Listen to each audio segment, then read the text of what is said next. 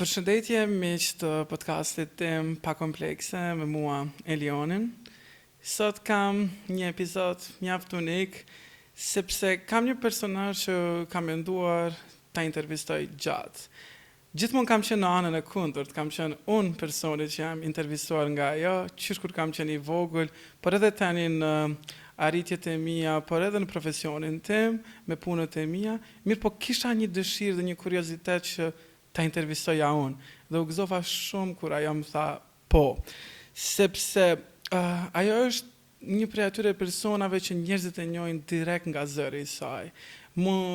Jo do mos dëshmërisht figurat e radios lidhen direkt me imazhin, për shkak se zëri i tyre është ai që mbetet gjithmonë. Dhe po ta dëgjoni zërin e saj, ju do ta njihni menjëherë. Ajo ka dëgjuar rrëfime, ka bërë pyetje, ka hyrë në jetët e njerëzve me shumë kujdes dhe me një delikatesë e finesë të jashtëzakonshme. Gjithmonë ka menduar ta pyes si është një grua që gjithë jetën ka pyetur të tjerët, të jetë tani në këndin tjetër dhe të intervistohet. Por sot me të do flas edhe për humbjen, për dashurinë, për atë që mbetet kur një jetë merr drejtim tjetër, për gruan që u kthye në pej, për motrën e saj, për hallën po ashtu të një prej emrave më të mëdhenj botror, Dua Lipës, por edhe për gazetaren, por para të gjithash për Lindën. Sot me mua Linda Lipa Gjakova. Shumë faleminderit që e pranuat festën time, dashur. Faleminderit Elion, ty do të kisha lidhur me një herë tek ai imazhi. Zakonisht ne që punojmë në radio, sillim një farë fantazie se si dukemi dhe do ta nis kështu me një batut e cila ka ndodhur shumë vite më përpara. Mbaja emisionin tek Radio Dukagjini ku kam punu prej fillimit, prej vitit 1990, 99, më falni, se 90-at isha diku tjetër, krejt, pas luftës, dhe mbaja programin e natës me një lojë shpërblyese ku dhuronim libra të shtëpisë botuese Dukagjini. Dhe një prej adoleshentëve fiton çmimin edhe të nesërmen po përgatitet për me ardhur me taku Lindën. Edhe po duket pak si kohën e adoleshencës, si kur në thojza është i dashurum me Lindën. Dhe rasisht nëna e takon dhe i thot ku po shkon, thot shkoj ta takoj Linda Gjakova, thot mirë boni të fala se kom shoqe. Fillimisht, kjo story është tregu shumë më vonë. Fillimisht me më dyshje, thot Linda Gjakova, shoqe me nonën teme, se zakonisht nona duken vjetra.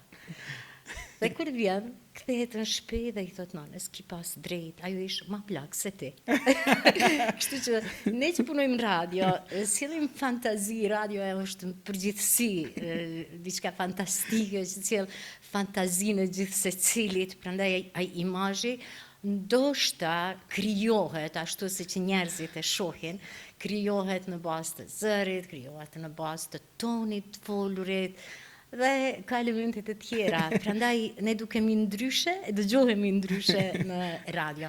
Fillimisht përgëzoj për podcastin, fillimisht turoj gjithë të mirat dhe suksese në të ardhmen, sepse po bën një punë shumë të mirë. Unë po përcjell aty këtu ndonjë prej tyre me shumë dashuri të them shko përpara dhe je ai që nga fëmijëria ke pas dëshirë të jesh prezant me media, me gjithë këngëtarët e asaj kohe, edhe të kësaj kohe, me gazetarët edhe të tjera, prandaj suksese. Shumë faleminderit, është me të vërtet kënaqësi, po them, t'ju kem sot këtu, edhe të bëj një bisedë shumë sinqert me ju. Siç e thash, e kam menduar shumë herë që ta bëjmë këtë bisedë bashkë. Mirë po, unë do doja ta nisja këtë podcast me një pyetje që shkon për te i roleve, për te i gazetares, për te i nënës, për te i bashkëshortës. Kush është Linda? Tani, kush është Linda? Unë çdo herë kur pyes vetëm kush jam unë, sepse të gjithë ne pyetemi kush jemi ne në fakt. Unë kthehem çdo herë për çudi, ndoshta psikologët me siguri zbulojnë, e kristalizojnë gjithë këtë. Unë jam Linda e fëminisë, gjithmonë kthehem fëmini. Kom pas një fëmini shumë të lumtun.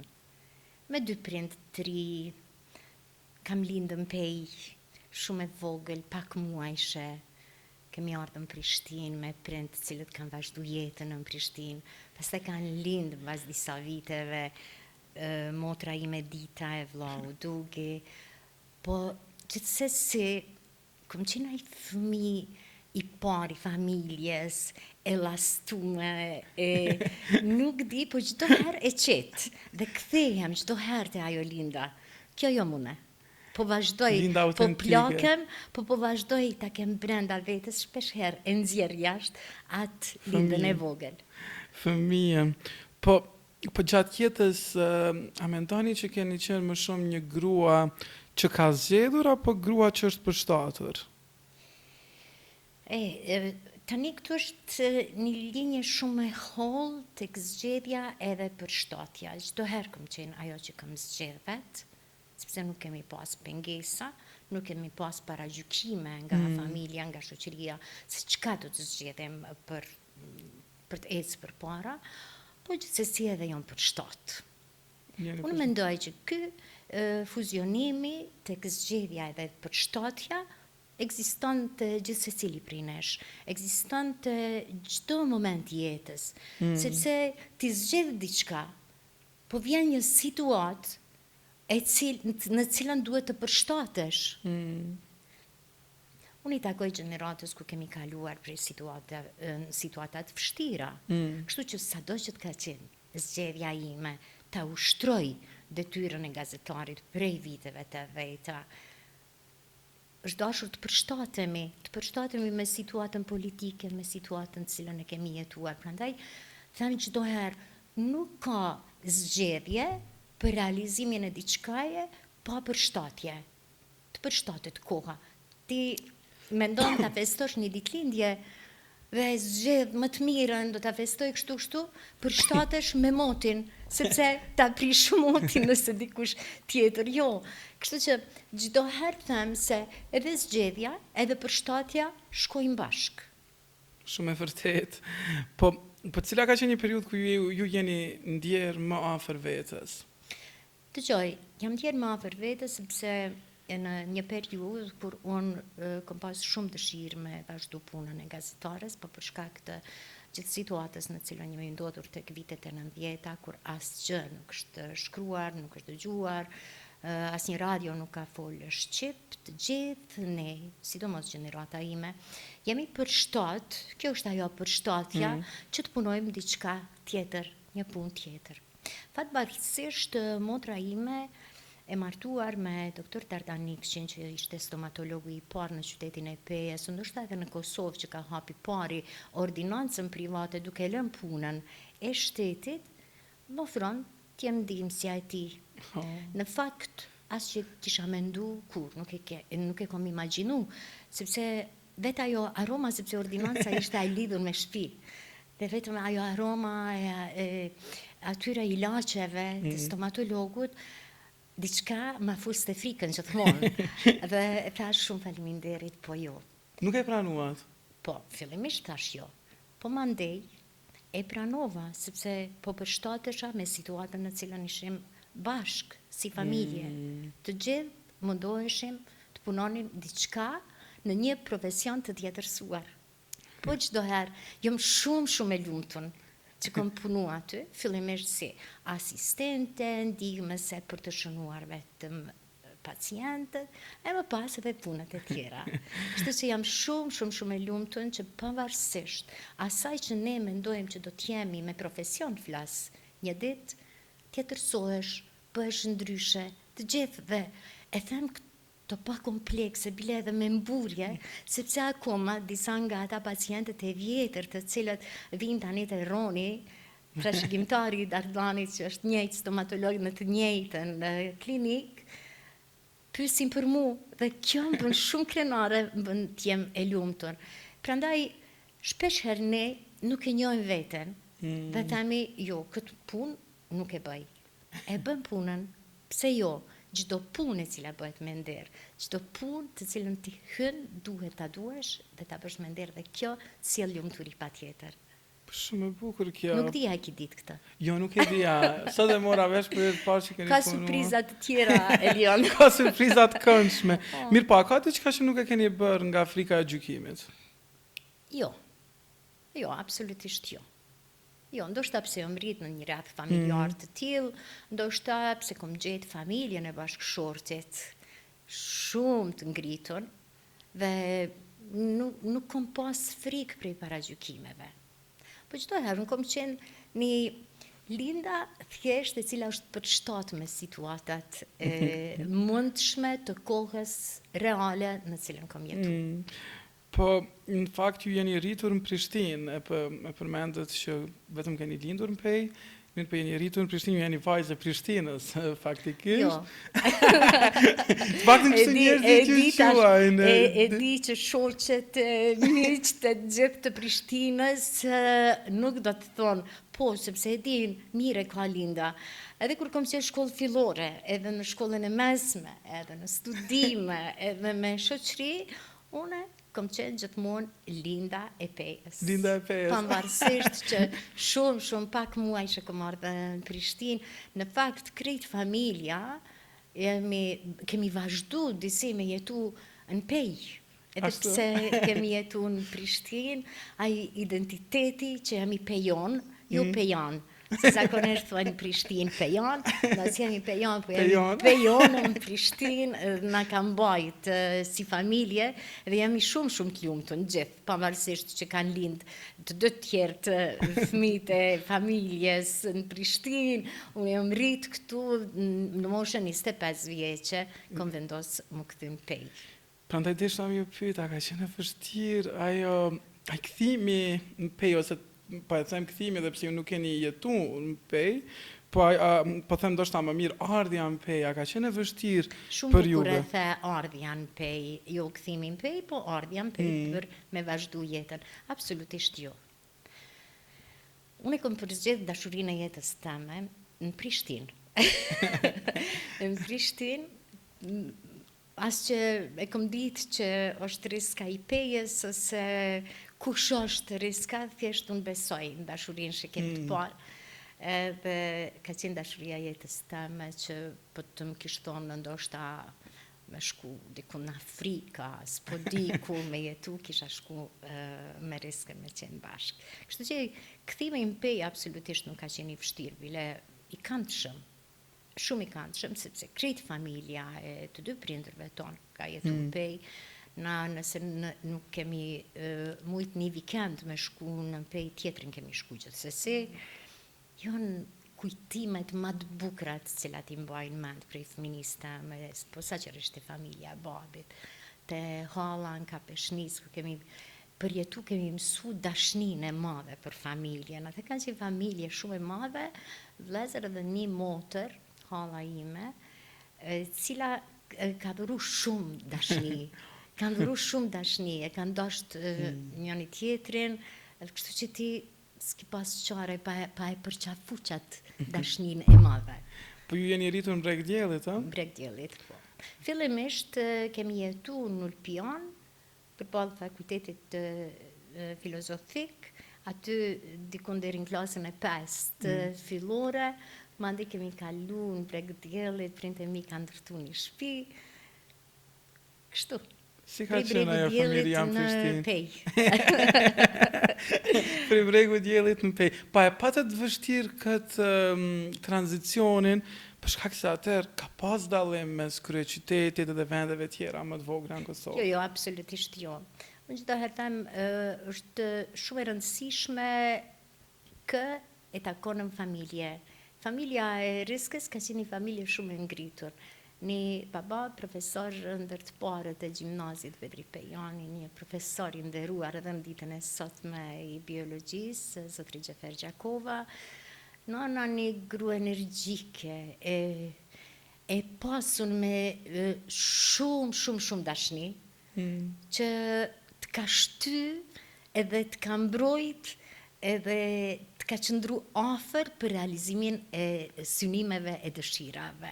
Mos të flasë për Riskën, cili ka qenë jo vetëm bashkëshort, jo një dashnor, po thjesht një shok i vërtet i jetës, një përkrahje shumë e madhe për krejt arritjet e mia.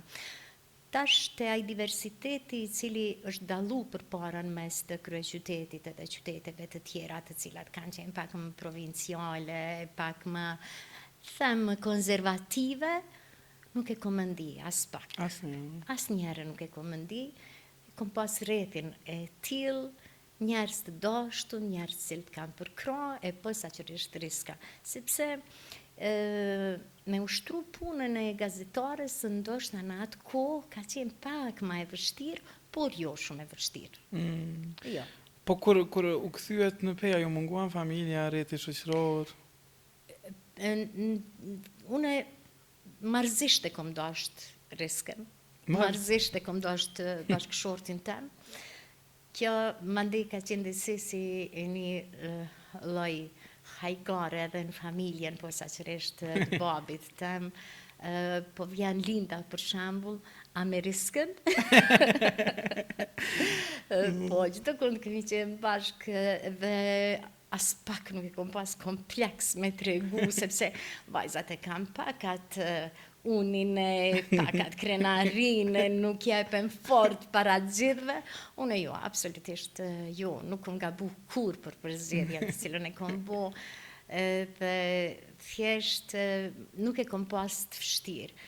Po, më kanë mungu shoqet, më kanë mungu fëqinjt, më kanë mungu prind, patjetër, ka mungu ai takimi mbas ditës me familjen, cilën ne kemi pas një farë lloj rituali edhe dreka në orën e saktë, edhe pastaj orët e pasdites bashkë, bisedat, shtëpia plot me mysafir. Prindërit e mi kanë ardhur herët në Prishtinë, ndoshta kanë qenë 3 me moshë, edhe kanë pas shumë shoqni. Edhe na kanë kriju mundësinë që edhe na me sjell shoqninë në shtëpi, do gjithë si kemi qenë bashkë, shtëpia çdo herë ka pas musafir, dera çdo herë ka qenë e hapur. Të njëjtën e kom gjetë edhe te familja e burrit.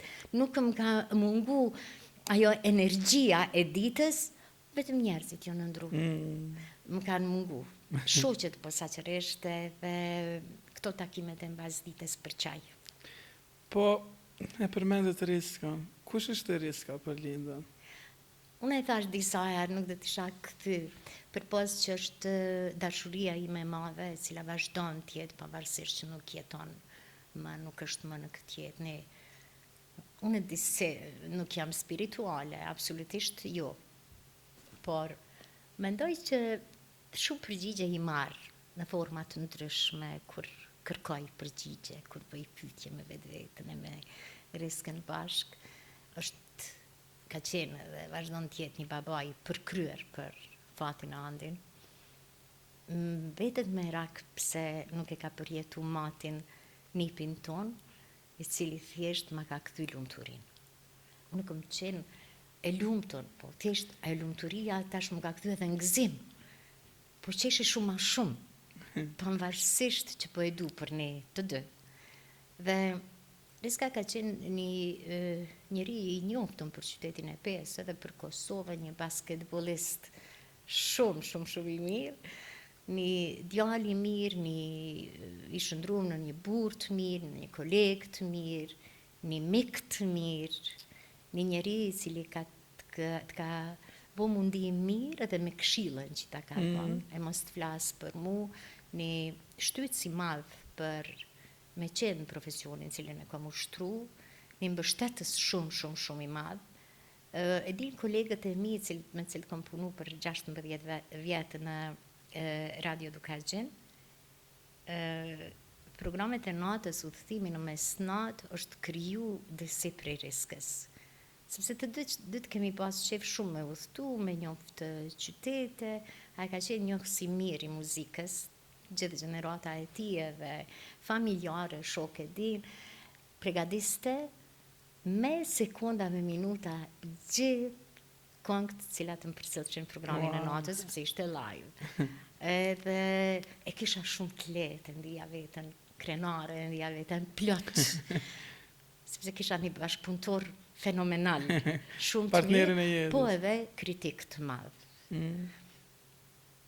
Ma shumë kisha frikë kur gaboja diçka prej ti, se sa prej vetës që më vike keq pse e thash ose pse e gabova.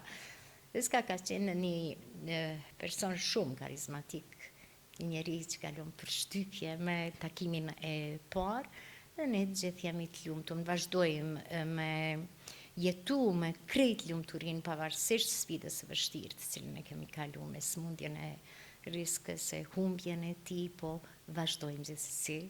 Ta dashurojmë pa fund gjithë jetën cilën e kemi kaluar. Jemi të lumtur, jemi shumë krenar që kemi kaluar një pjesë të jetës sonë bashk me shumë dashni të madhe. Po kur e humbim dikë, a është më e vështirë ta pranojmë mungesën e tij apo versionin e ri të vetës pas kësaj humbje? Të dyja bashk. E vun humbjen, pa fund, fillimisht je e pavetdijshme se çka ka ndodhur. Faleminderit që ekzistojnë të ne akoma njerëz të cilët vijnë për ngushëllime. Fillimisht kur kom qenë e re nuk e kom kuptu mirë këtë. Me humbjen e prindëve, se prindi kemi humbë shumë herët, me humbjen e prindëve unë kom thonë kjo është pasuni e traditave tona kombëtare. Sepse kur sheh nga jashtë, thush njerëzit janë të mërzitun, plus ti i mërzit me lëvizje, hyn e dil. Po jo, ato e momente shumë të mira, ato e momente cilat ty të mbajnë gjatë ditës, do të 100 herë të thonë faleminderit që keni ardhur. Dhe je pak e pavetdijshme, e hutume se çka ka ndodhur. E vetdijshme patjetër për humbjen, po e hutume. Dhe mandej nis ajo periudha e dhimbjes të cilën ti e përqafon. E përqafon dhe je dikush tjetër. Zgjohesh, lëviz, përgatit drekën, pastron, pret, shkon, gjitha mekanikisht. Kjo për mua ka zgjat me vjet. Jo me muj, po me vjet. Bjen zgjohesh disi e ndija vetën si në farë forme të punëve robotike, mekanikisht. Po me kalimin e kohës mësohesh e përqafon atë dhimbjen dhe duket e natyrshme. Edhe mandej vjen një periudhë që diçka ndodh shumë e bukur që ty të kthen këtë realitetin që je bashkë me dhimbjen, sepse nuk largohet. Po bashkë me dhimbjen disi e kalon jetën. Po është e bukur kur ki shumë miq të sinqert për edhe vetës, sepse edhe një strofë e një këngë të cilën ne që i mbajmë kufje gjatë gjithë ditës na prek dhe dalin vetveti u lot. Të gjithë e din arsyn pse dhe nuk të pyesin pse po qanë. Kështu që ky përqafimi vetmis, ti nuk je vet.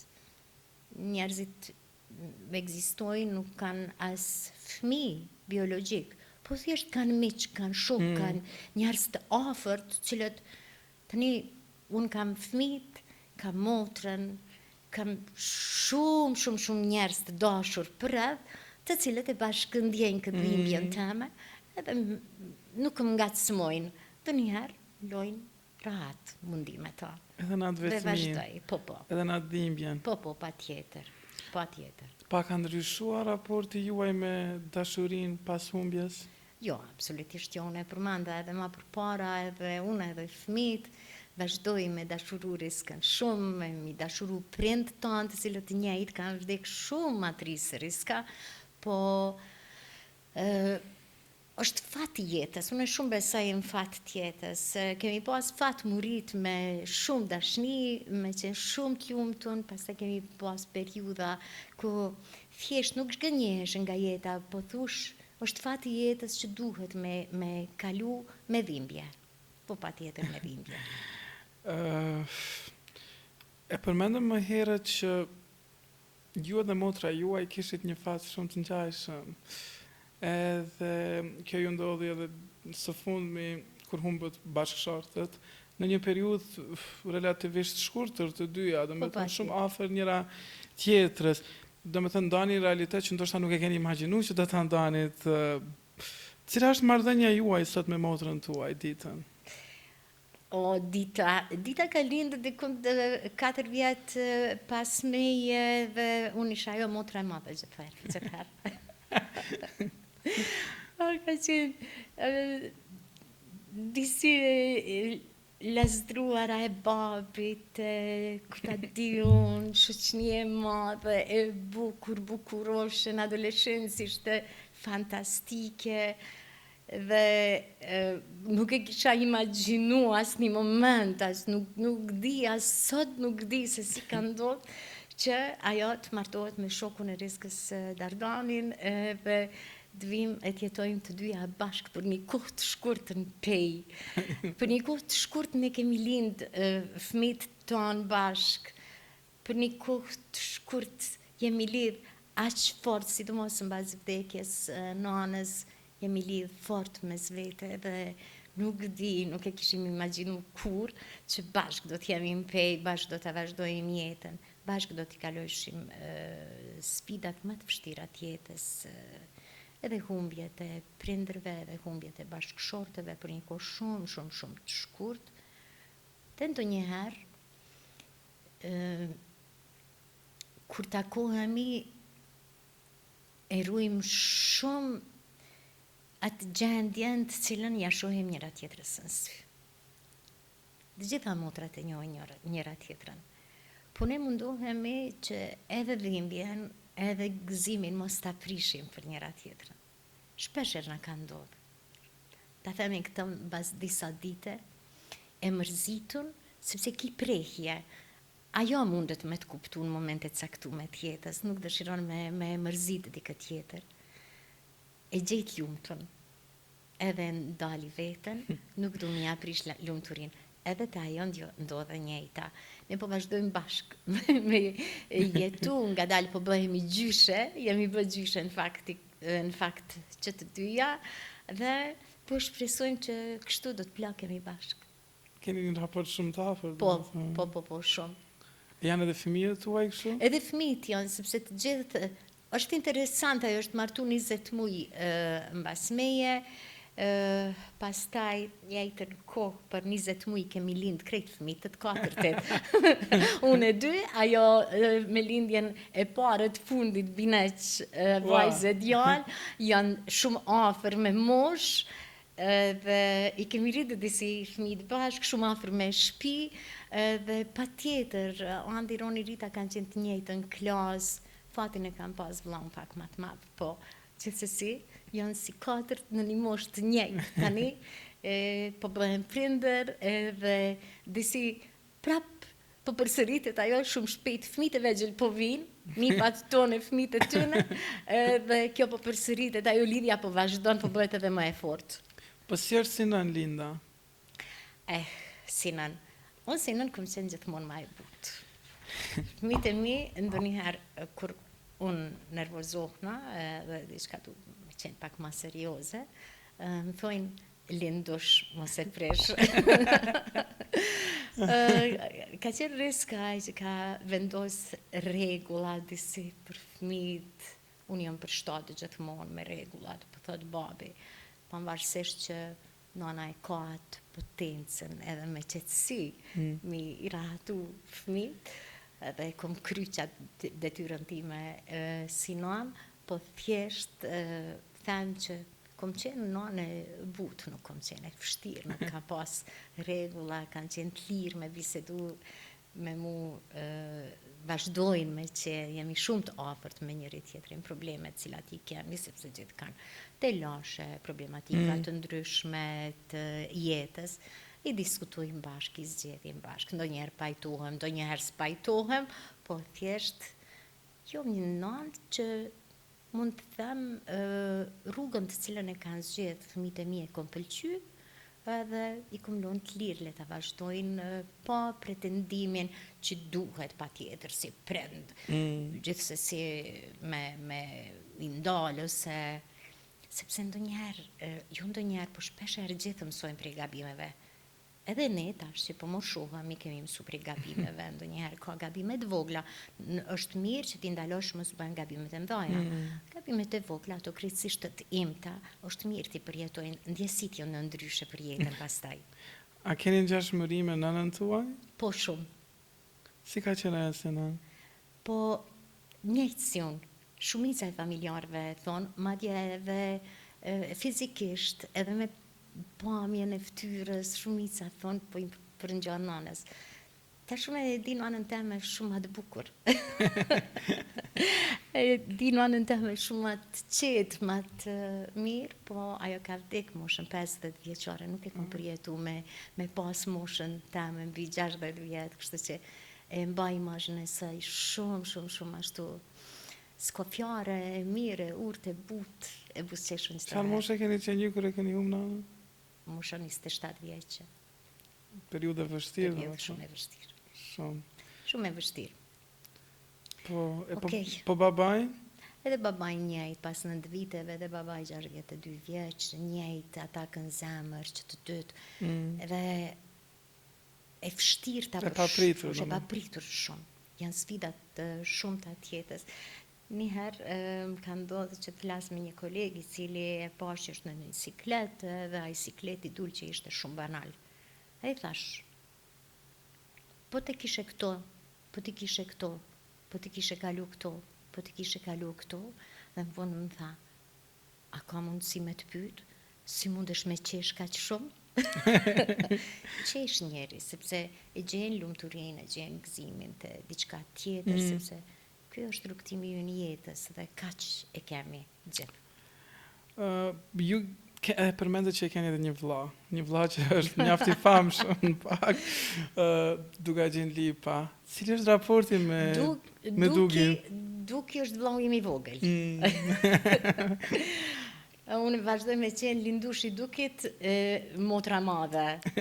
Kur nuk kom provu me zavendësu nanën, Duke ka vujt shumë humbjen e nanës. Shumë e ka vujt.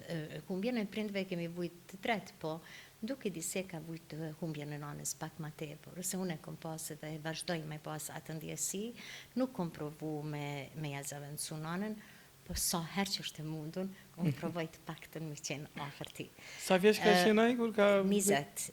Dhe po them që raporti me Dukin vazhdon me qenë me Dukin vlla, pavarësisht gjithë angazhimeve jetësore të cilat i ka si tash menaxheri tuaj, si vajzës tije dhe lëvizjeve të mëdha e projekteve të shumta, po Duki vazhdon me qenë i njëjti. A gjithmonë ka qenë kështu. Nuk është pse është bo mazdues, a gjithmonë ka qenë kështu, shumë energjik, shumë i dashtun, me humor të përkrym, i dashtun ta bon orën një minut me batutat, me knacin të cilën e përjetojmë bashkë, kështu që vazhdon me qenë vllau im i vogël. A ka qenë edhe ai lidhur me Pejën? Po, gjithë kemi qenë lidhur me Pejën, Duki pak ma pak, sidomos mas moshës adoleshencës, nejse edhe studimet, edhe mandej lëvizjet në Londër, edhe krejt e kanë bo, po pa tjetër, Duki e pranoj, nuk e pranoj, vjenë në Pejë çdo herë me mundësinë e parë që e ka. Nejse i ka motrat në Pejë. Pa tjetër. Po, një element që është shumë i rëndësishëm, që s'mund të alëm pa përmendur, është që ju jeni halla e Dua Lipës, superstarit, yllit botëror.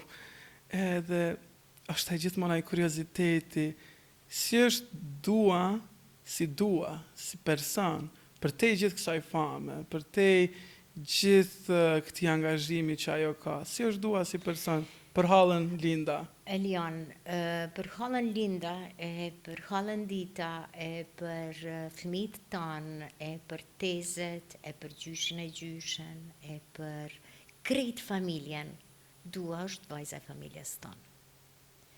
Kjo na gëzon pa mas, na thjesht dikush më tha si është e mundun. Është e mundun. Dua vazhdon me qenë njeri i thjesht, vajza e familjes. Dua as pak nuk është tjetërsu, as emocionalisht, as në veprimet, absolutisht hiç. Sa që të bën mundi pak si e kuptume kur shes gjithmonë, sepse mu më ka rastis me qenë edhe në koncerte jashtë kur ka qenë dua, edhe me pa në Londër, për shembull, fansat, ajo pritja pa fund për me dalë për i restoranit, edhe për një herë thom, a më këta normal që ka po bojnë. Aty ti pak mundesh me ndi atë famën e duas, pavarësisht që na mrekullon me suksesin e vet, po flas dua vazhdon me qenë dua e familjes, dua një vajzë e cila që thot populli për skfilltit të shkru në WhatsApp, hallosh të dua shumë më ka marrë molli. Thjesht.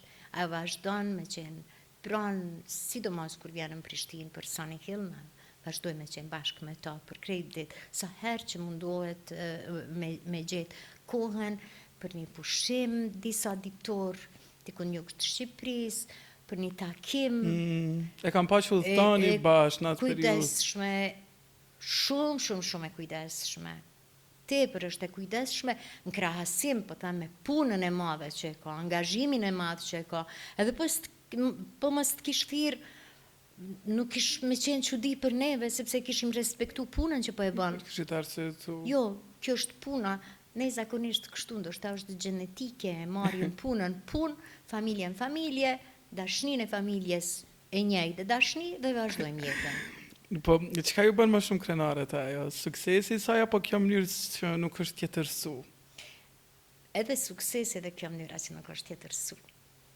Nuk ka për shkrim sa shumë gëzohesh që dua është dua. E thjesht, e mirë, familjare, nuk di me të spjegu, po unë e thamë që është merit e prindëve duas. Sepse këta fëmijë janë rrit vetë pri prindërve, nuk ka pas ndihmes Anesa, nona duas. Unë e thamë që është një merit shumë e madhe a Anesës, për krejt këtë dashnit madhe që ju ka kultivu fëmijëve. Ju ka kultivu fëmijëve me i dashtë njerëzit, e po saqërisht antarët e familjes. Edhe emrin e ka me dashni, dua. A ju kërkan ende këshilla dua? Dua tani, në momentet kur rrim bashk, ti thjesht mundesh me i thonë duas diçka që të pëlqen, nuk të pëlqen, sikur që i thua vajzës vllaut. Kupton? Vajzës tonde. Çka ka marrë nga gratë e familjes, dua? Po thëmë, atë fisnikrin e nonave shqiptare. Ajo ka derën e hapun për çdo kënd. Është shumë e afërt, është shumë bamirëse, është shumë e ndihshme, e fortë njëkohësisht. Krejt këto bashk e përbëjnë që të fisnikrin e grave shqiptare. Dua është edhe shumë e lidhur me vendin, me Kosovën, me Shqipërinë, e promovon vazhdimisht. Edhe çfarë më pëlqen të dua shumë është që është edhe një intelektuale e re që vazhdimisht e promovon leximin, librat. Po, nuk është diçka e re të dua. Duki prej krejt neve treve ka lexu mas shumë ti. Pavarësisht krejt angazhimet me muzike, me sporte, me shoqënie, me krejt, ai ka vazhdu thjesht një rutinë ditore. Leximi te na është rutinë ditore, nuk është diçka po lexoj ose me shpërnda. Mu po më vjen mirë që dua po e shpërndan leximin e saj. Sepse prit fëminis të 3 fëmijët e Dukit, edhe krejt fëmijët edhe na vazhdojmë me lexu.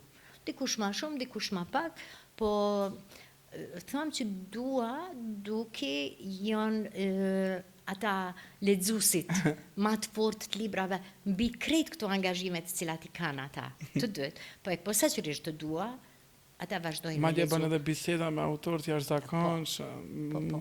Kur i kam pa biseda që i bën ajo në podcastin e saj, habitesh të Service 95, sepse të Service 95 njëherë kam dhënë një intervistë për servisin të duas, edhe ish për liberalizimin e vizave atër tema, dhe mirë që Dua Lipa interesohet për një temë kaq të rëndësishme, edhe që interviston, dërgon gazetarët e saj që na intervistoj, neve që jemi aktivist për këtë kaos. Edhe këtu më ka pëlqyer shumë, dua që merret me shumë kauza, nuk është vetëm ajo superstari, po është edhe e prekshme për botën. Kjo është më e bukur atë dua. Thjesht dua është një vajzë e kompletume, e përkryme, punëtore e madhe. Sepse po, talentin tu është me pas për me kriju diçka në art. Po pa punë, pa angazhim, nuk ka... Është e pamundur.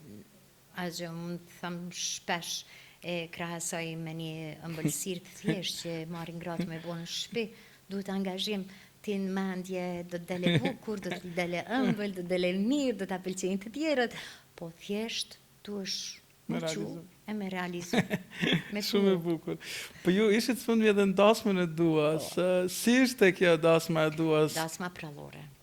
Shumë e bukur, shumë e mirë, njerëz familjar, njerëz të dashur në të duas, në një vend për 3-4 natë, që është shumë e bukur. Dua ka shkëlqy thjesht, dua e dashuruar me përzgjedhësin e saj. Kallëm është një djalë, ne kemi pas fat me njoftu edhe vitin e kaluar, edhe 2 vjet më përpara në festivalin Sunny Hill. Një djalë shumë i dashtun, një djalë që është e tregon dashnin për dua, po më duke që është për momentin shumë e lumtur, më së vajza më e lumtur në botë. Dasma ka qenë shumë e mirë, shumë e bukur, shumë familjare, Private, shumë e ngrohtë e thjesht, shumë e bukur. Kishte edhe muzikë shqiptare, më sa pash? Po, ka pas një periudhë edhe muzikë shqiptare, ka këndu kori Arbresh, që ka qenë një pjesë shumë e bukur, përderisa dasma është zhvillu në Palermo të Sicilisë. Ka pas edhe këngë popullore, valle, shqipe, sepse pa ato nuk bën në familjen tonë. Kështu që unë nuk do ta kisha zgjatë më tepër për dasmën e duas, vërtet ka qenë shumë bukur, emocione pa fund, dhe shumë këndshëm. Shumë e bukur duket. Po për Sunny Hill, a je gati për këtë vit? Për Sunny Hill, po patjetër. Çdo vit në Sunny Hill më kam dëshirë me shku në Sunny Hill, sepse ka momentin kur i me gjithë familjen, kënaqen bashk, performansat bukura, këtë vit pëlqen. Katy Perry, patjetër, në Zipres. Duke se do performoj edhe dua këtë vit. Nuk kam informacione për duan, po kjo që ne i shohim në Instagram aq. Do të kaloj tani të një pjesë tjetër që është po ashtu shumë e rëndësishme që lidhet me profesionin tuaj. Edhe një nga elementet që më ka bërë shumë përshtypje është që ju keni intervistuar shumë njerëz pa i parë asnjëherë live. A ju ka ndodhur të admirani ndonjëherë mënyrën se si dikush mendon edhe pa e njohur? Po. Tani, ne gazetarët jemi pak sa çuditshëm. Sidomos gazetarët e radios, unë them gazetarët e radios, sepse ti duhesh me gjetë mjetin e komunikimit për mi intervistu ata, për pas që shkon fizikisht. Edhe një vetëm mjet komunikimi është telefoni, ishte telefoni dikur. Dhe ne bëjmë ato planifikimet tona, të realizimit intervistave, bisedave, të emisioneve të ndryshme, dhe unë e adhuroj Vaqezelen. Më pëlqen Vaqezela, më pëlqen Nexhmije Pagarusha, jo pse janë emra eminent muzikës tonë, jo pse janë yje të muzikës tonë shqipe, por thjesht më pëlqen timbri i zanit tëne, më pëlqen edhe shumë tjerë. Dhe Vaqezela ka lindë me 6 prill, këtë ditëlindjen e saj nuk e harroj kur, sepse më ka fiksu. Dhe në momentin e caktuar bashkë bised me redaktoren e muzikës Shpresën, thamë sa kisha pas dëshirë me pas një intervistë Vaqezelen. Më thot haroje. Pse haroje? E disha gjendja shëndetësore e saj ishte e vështirë. kisha një numër telefoni të vajzës Vaqezele, sepse isha taku dikund herët, e kum përcjell çdo vetë këngën e radio-televizionit shqiptar, pastaj këngën magjike, festivalet shumëta në Tiranë, edhe rastësisht kisha pas një komunikim krejt shumë të shkurt sa për ta pas një numër telefoni.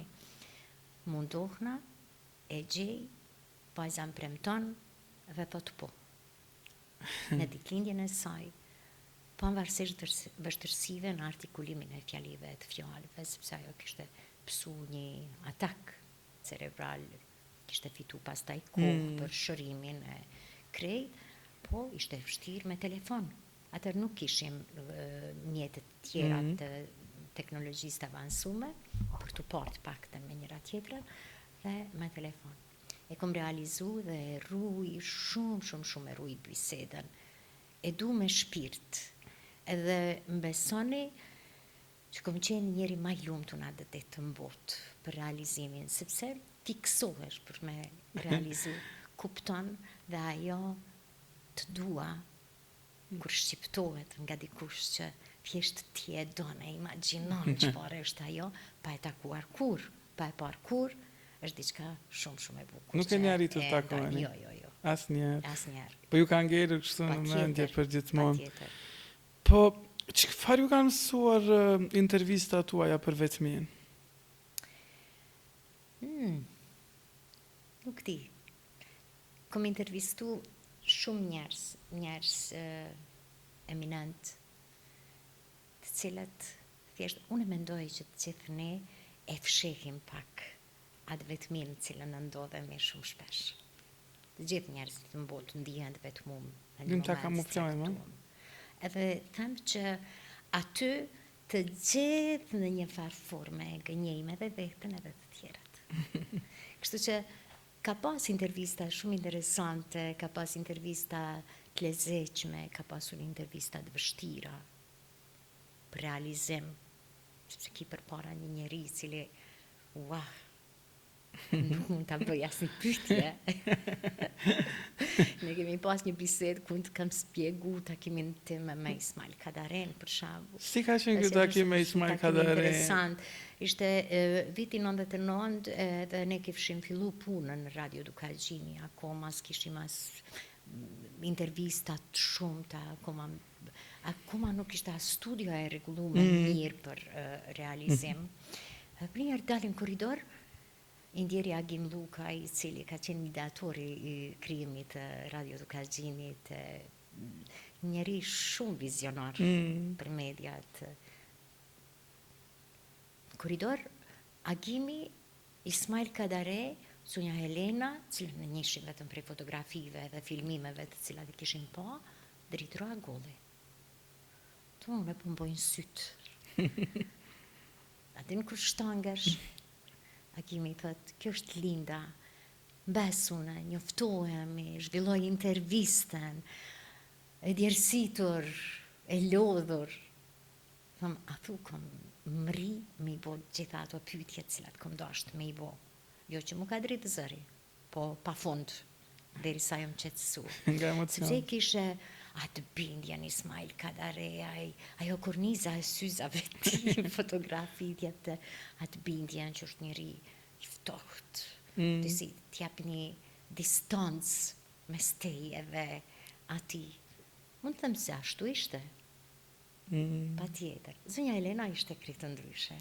Rua pa fjalë, e ullër në atë koltuk, dhe vetë me një shikim t'japte ata fërsin, edhe butësin. Zonja Elena është jashtëzakonshme. Shumë, ka qenë takimi jashtëzakonshëm, pas të jemi taku edhe 1-2 herë përmes linjës telefonike me intervista, dhe ka qenë shumë interesant. Po kom arrit me marë në regjistrim një qeshje fantastike të zotri Ismail Kadares.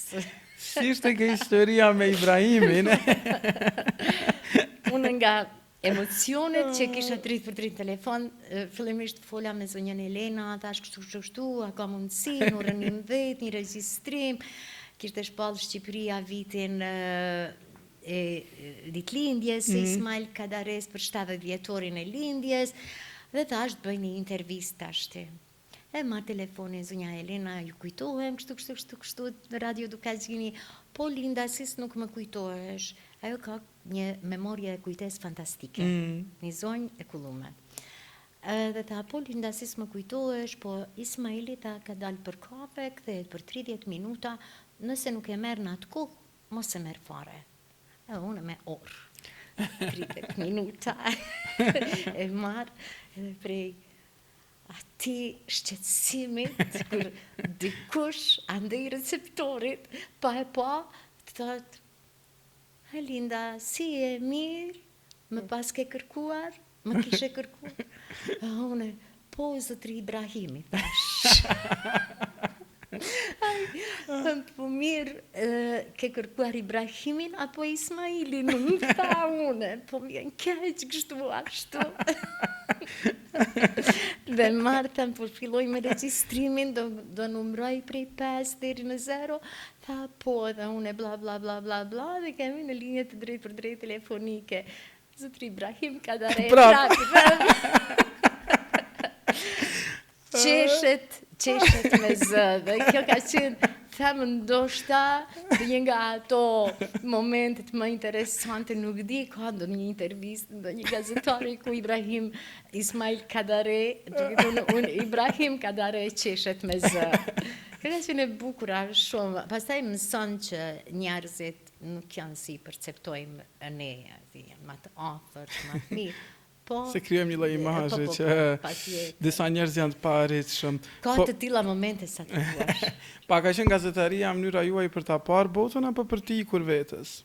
Jo, për ta parë botën, definitivisht. Për ta parë botën.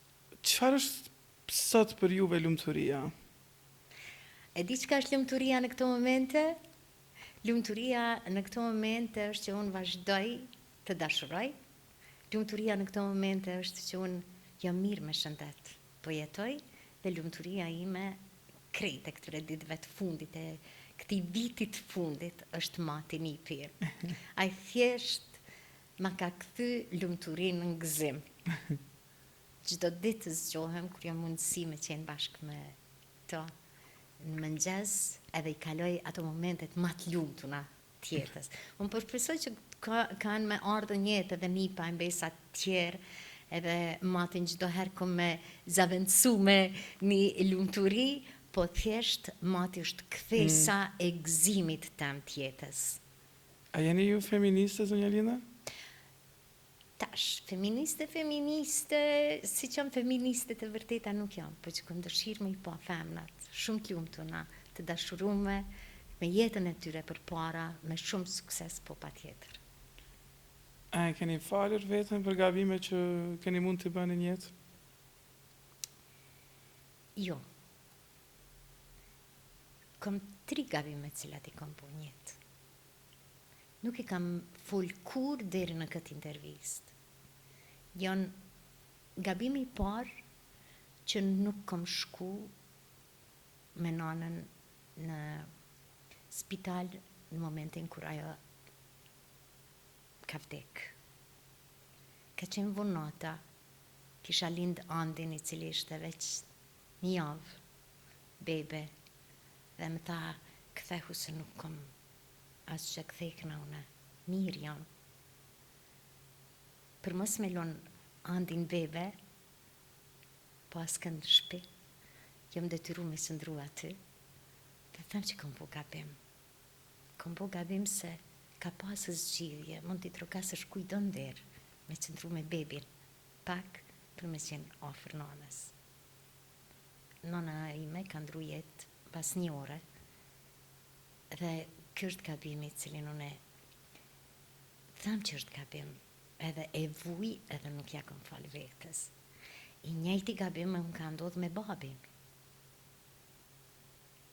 I njëjti gabim. Kthehema prej spitalit Prishtinës, ishte dykoriku i vitit 99, sa ishim kthy prej Malit Si, sepse babi ka qëndru 3 muaj det në Prishtinë, gjatë kohës kur s'kemi qenë në Kosovë, edhe kthehna për me pregadit diçka. E kishim lënë hallën vetën. e vujke smundjen e vllaut.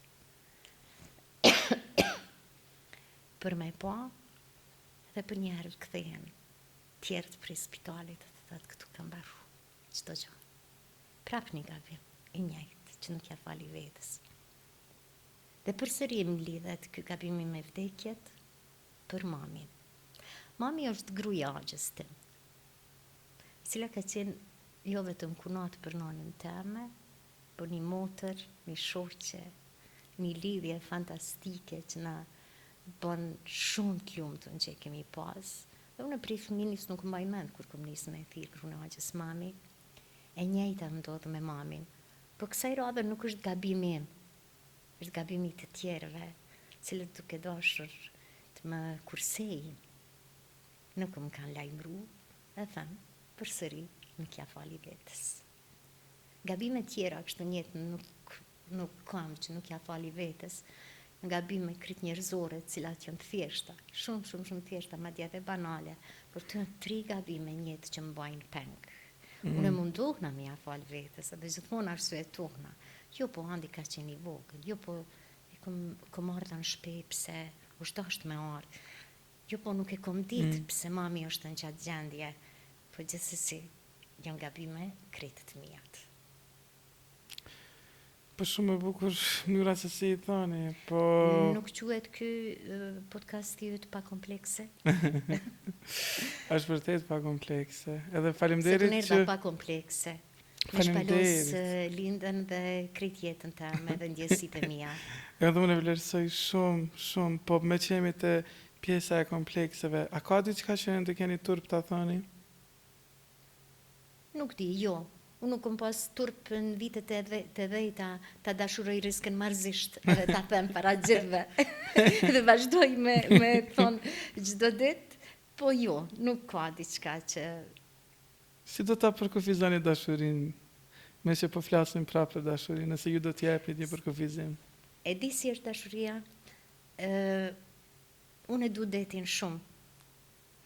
Edhe tam, si ato valë të detit, ajo nuk mbaron kur.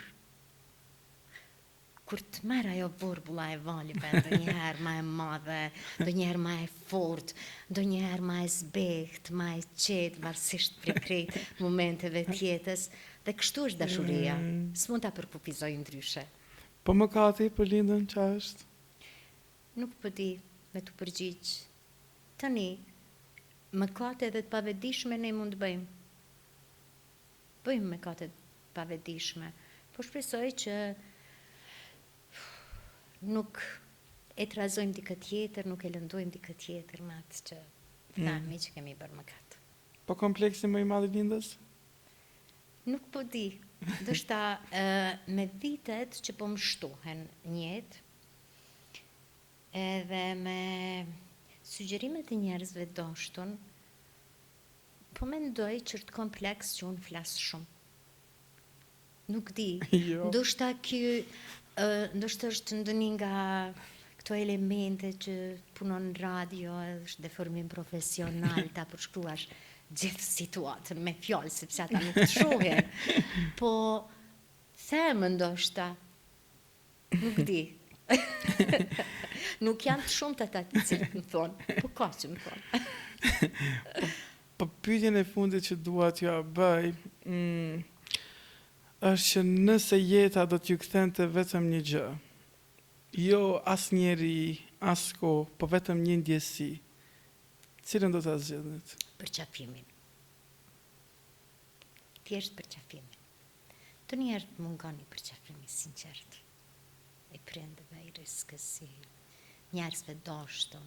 Edhe nëse diçka do të kisha kthy, është veç përqafimi.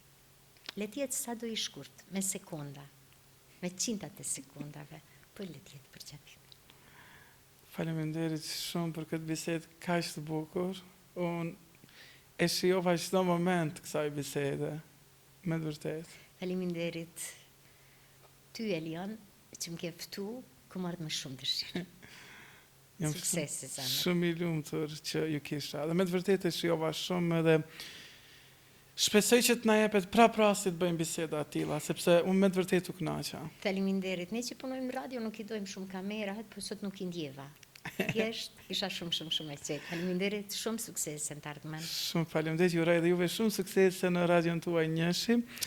Edhe miq të dashur, ju falenderoj shumë gjithë juve që ndoqët këtë episod të këtij podcasti dhe ju ftoj që të na ndiqni në episodin e radhës të podcastit tim Pa Komplekse me mua Elionin. Deri atëherë, mirupafshim.